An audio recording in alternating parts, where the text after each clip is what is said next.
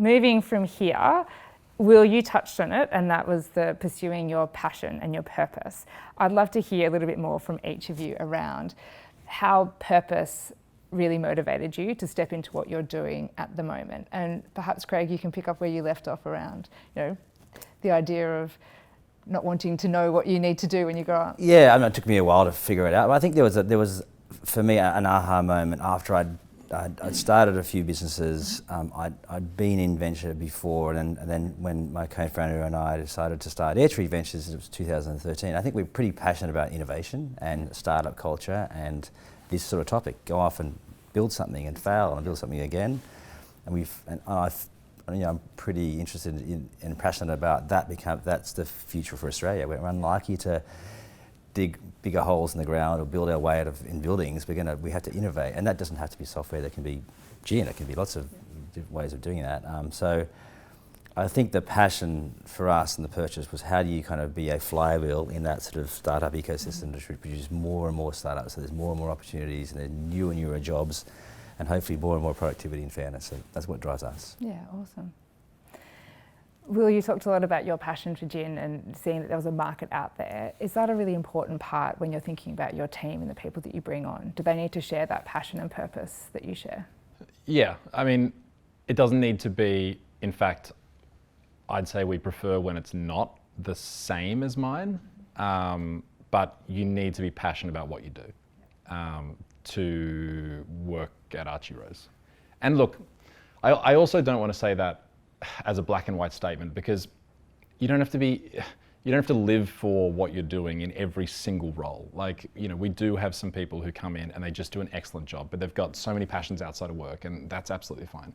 But I think in certain key roles throughout the business, and generally speaking, I don't know if it's the majority, but let's just run with that. Yeah, you do. You need to be super passionate about what you do. And I think one of the things where I was sort of reflecting this the other day, one of the things where I see this within our business is around innovation. And I know that's a buzzword, and I know everyone throws it around, right? But we've now baked it in so deeply into who we are as a business, it would be really difficult to take it out. It'd be really hard. It might not kill the business, but you'd have a ton of people leave, and it would be a mess. And so I think that's obviously something that we're going after. Everyone that works there literally feels as though it doesn't make sense to just do things the way things have been done in the past. And in spirits, it's a really old industry, and so tradition is sometimes, a flag that brands put forward as their reason for existing and being different. And one of the things I was thinking about was that the people that work at Archie Rose, they genuinely cannot understand why you would not challenge how things have been done in the past. Now, that doesn't mean do it different for the sake of doing something different and saying, having a nice marketing message. If you test it out, it's the best way to do it that way, right? Some traditions are traditions for a reason, but there's this just inherent feeling within the team that we need to challenge things, and we need to sort of prove to ourselves if this is the best way to do things. And that's led to us doing some things that no one's ever done before in the world. No one's ever done before in our region, no one's ever done before in the categories that we produce. And yeah, it all stems back to bringing on board people that have that passion. It doesn't need to be your passion. In actual fact, I think it's better if it's not your specific passion, but having that passion for what they're trying to achieve. Yeah, awesome. Nicole, I'd love to hear a little bit about your passion and your vision and what it was like the first year for you starting your business. It was a bit of a roller coaster, but I guess taking some of those lessons I took from my first jobs, I tried to jump in and be as fearless as I could. I was still working part-time. In fact, I had quit my corporate job. I was working at Caltex as part of their government relations team at the time, and I just made a call. I'm just going to jump in. I'm going to do something on my own. And I think, quite unlike me, I quit my job before having something else lined up. I wanted, some sort of consulting work or something on the side that, could pay the bills while I got this idea off the ground. And I guess the first year was really just about trying to see if what I saw in the government relations industry and the pain points I was experiencing working as part of that team was felt across the industry. So I spent a lot of time taking people out to coffee and jumping on calls, ringing up any colleague that would talk to me across the advocacy and government relations industry to say, hey, is it also really hard for you to figure out who you're meant to call in, like, you know, each department office? Like, how are you guys talking across the team? Oh, you're using Excel spreadsheets. Oh, notepads. Oh, you've got a Rolodex. Okay. I feel like we can do this a bit better. Yeah. And so that first year was really just trying to understand what is the lowest common denominator, what was that core problem that people in the industry were finding. And after that, I guess my passion really became around solving the problem. So trying to find what that lowest common denominator is and then building something around that would solve that customer problem. And I think that is what continues to drive me to this day. So we're always trying to build and refine and iterate what we do. And I think what also drives the team as well, because you know, being really passionate about building software for government relations professionals, probably not, you know, a really common thing. It's not what you sort of roll out of bed in the morning to do. And so our team's a really broad range of people. And I think what really drives us is having that problem-solving attitude and finding better ways of doing things. So when you started out on your journey, were you going solo or did you have a little team around you to help you get going? I was solo for a little bit, maybe for 3 or 4 months. Yeah. And then I reached out to a friend of mine who had done a bit of work in software development and CRMs in particular, and picked up the phone and said, hey, I just wanted to bounce something off you. Like, this totally crazy idea. Is it really easy to do? Like, I don't know anything about software or software development. You know, is this going to take a week to build, or, you know, 10 years? Like, tell me. And he said, yeah, look, it's definitely doable. It's something I did in my previous path. And long story short, we partnered up, and over the past 5 years or so, built up a team of about half dozen, and yeah, still going strong today. Yeah, awesome. Having the right people around you is so important when you're starting out. Having that sense of passion and shared vision is really critical to getting things off the ground. So, Craig, I'd love to hear from you, because I know you're in partnership with Daniel Petrie. What's that founder relationship like, and what was the first year, 12 months for you both setting up? Yeah, so I think we'd worked previously, so we knew each other reasonably well. I think you know, that partnership, but also other partnerships I've had when I founded software businesses, you have this sort of somewhat, you know, I guess complementary skills is an obvious one, but there's this sort of symbiotic relationship that either starts well or develops over time, and it's you know, open communications, trust, all the things that sort of, you know, you look for in a healthy relationship. And like any relationship, it goes through a journey, and so I think navigating that with sort of open communications and, you know, shared visions and you know, I guess, you know, similar types of attitudes to things has been the key to that relationship, as well as any other, you know, founding relationship I had.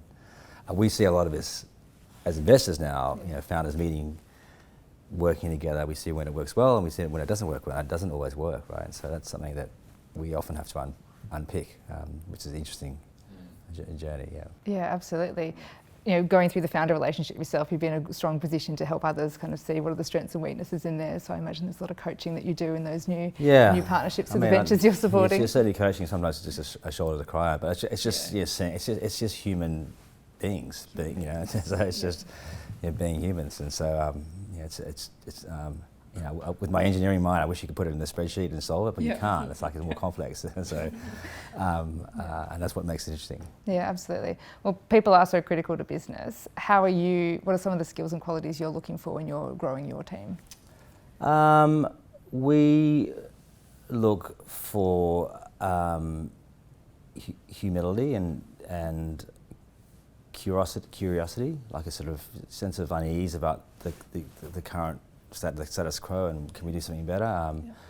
The curiosity to drive into new, you know, we have to context switch a lot, so you could be interested in the future of crypto, and then think about, how do I sort of ship dog food around the country, and then how do I, you know, what's the future of architecture? And like, you do it in one day, so you have to have a mind which is agile enough to be able to flip around, and also have frameworks to be able to process information and know how deep to go, and just like that sort of stuff. So I think if you tested us, we'd all probably be on some spectrum of ADHD thing. I think probably, I don't know what it is, but there's probably this flittering across the top, which is something we're looking for.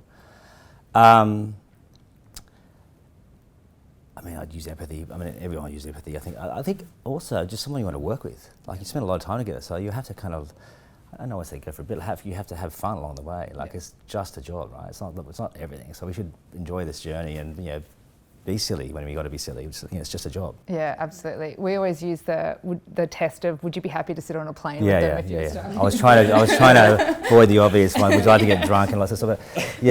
But I just, we like to goof around in a meeting and like try and just screw up a meeting together. Like, that would be fun. Like, and you're not supposed to do that. But we can say this in Unconventional Careers. Let's go in there and goofball this whole meeting and see what happens. I mean, you probably don't want it too often, but I can, it's that sort of attitude I think is, it's good.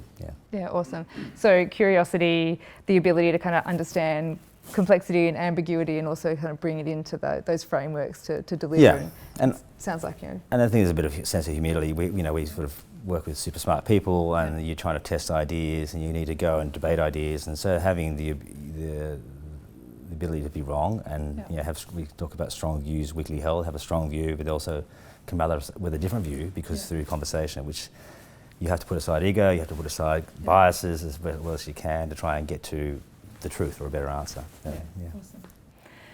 How about you, Will? What are some of the skills and capabilities that you look for in the people that you're bringing in?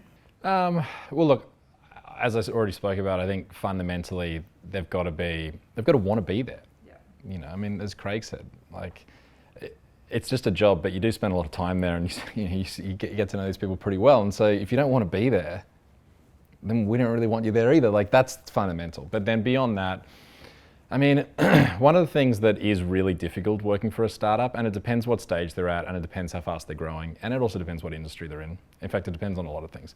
However, you've got to be comfortable typically with, and this is cliche, but a hell of a lot of change happening really fast. And in some roles too, you might be stepping into a brand new role, a brand new department. You're the most senior and the most junior person in that department in the whole business, and it's never existed before, so there are zero processes, and you got to make them up, right? And some people love that.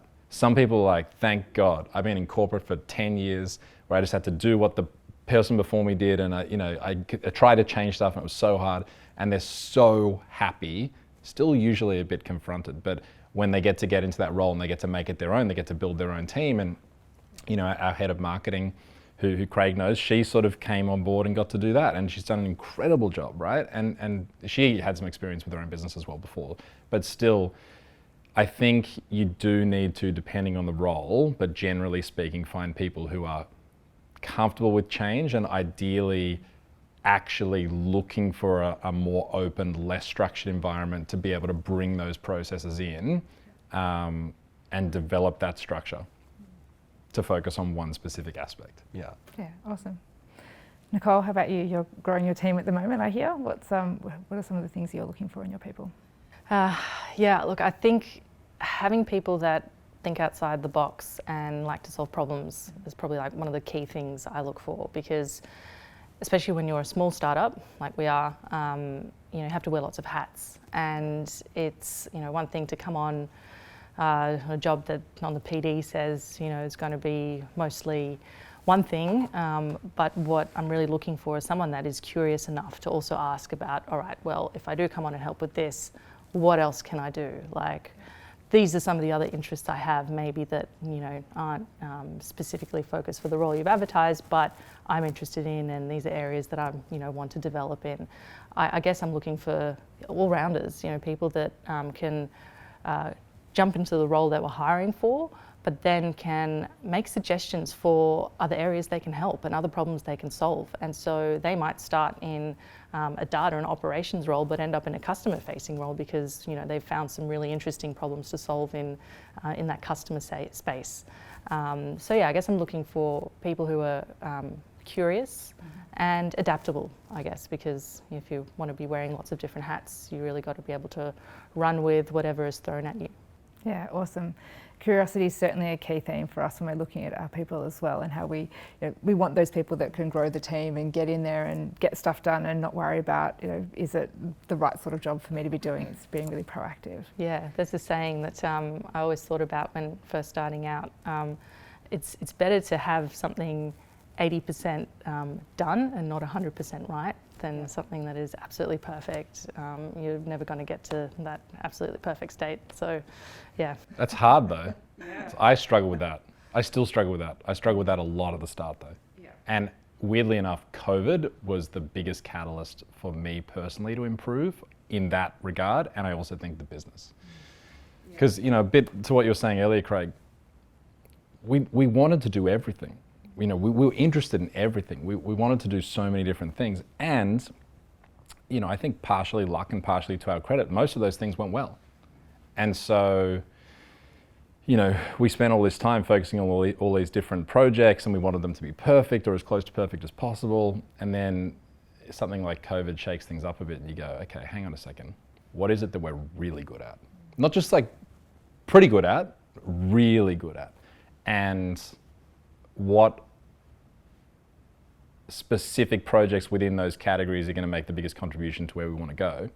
And everyone's got limited resources. So, you know, why aren't we focusing our resources on those? And then to your point, exactly right. It's better to get it out there, you know, at 80%. Once it's out there, you can improve it and you can fix it up, than try and get it perfect and you know, wait to the point where maybe it never launches. I think that's something people struggle with a lot at the beginning, like the very beginning, you know, and a lot of it's just nerves, you know. But I think you can make it, you can work at an organisational level to make that more possible, to make it easy for the graduate to walk in.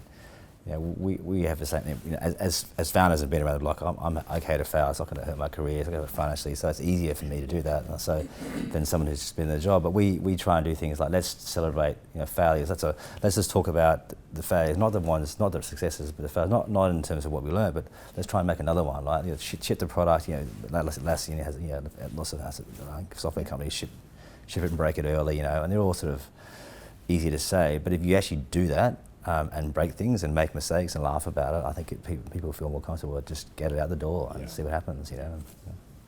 Yeah, perfectionism is certainly a hard thing to balance in the startup world, because you want to be making progress and pushing into new spaces, and you don't want that perfectionism to get in the way of progress. But at the same time, you're building a brand and you're building, you know, market reputation, so you want to be balancing that and making sure you're delivering quality.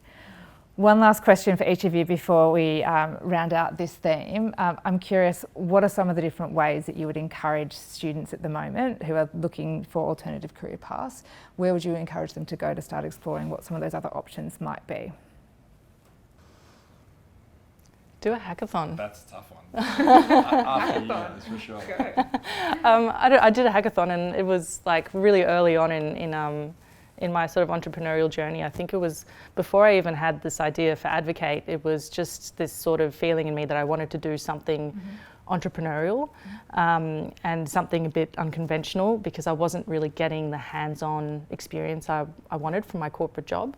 And so there was this 2-day female hackathon down at Fishburners like 6 years ago. I just thought, I'll go along, I'll see what that's about. And in 2 days' time, I was exposed to all these really incredible ideas, a room full of smarts and problem solvers, and already starting to you know, show to me all the different facets of business, all the different angles and approaches people would take to solving problems. And I just found that really interesting, and it just opened my mind up to what entrepreneurship could be like and what life outside of the corporate world could look like. Yeah, awesome.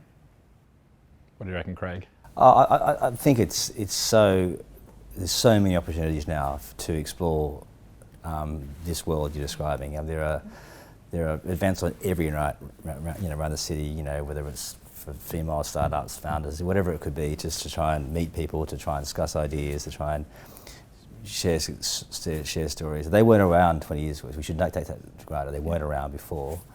And the playbook's now very well written, for at least for software startups, not so much for a gym startup, but I think, or a boost startup, but that it's almost, I was thinking, it's almost not that unconventional now. Like, it'd be interesting, like, if you really want to be conventional, like, I don't know, like, maybe in 10 years' time, just don't go to those things, because everyone's doing that. There'd be something else running, eh? So, but I mean, there are so many, you know, helpful networks, supportive networks, people looking to give back, playbooks that you know, if you're not doing that, you're probably not ready for that career. Yeah, not exposing yourself widely enough. Yeah, awesome.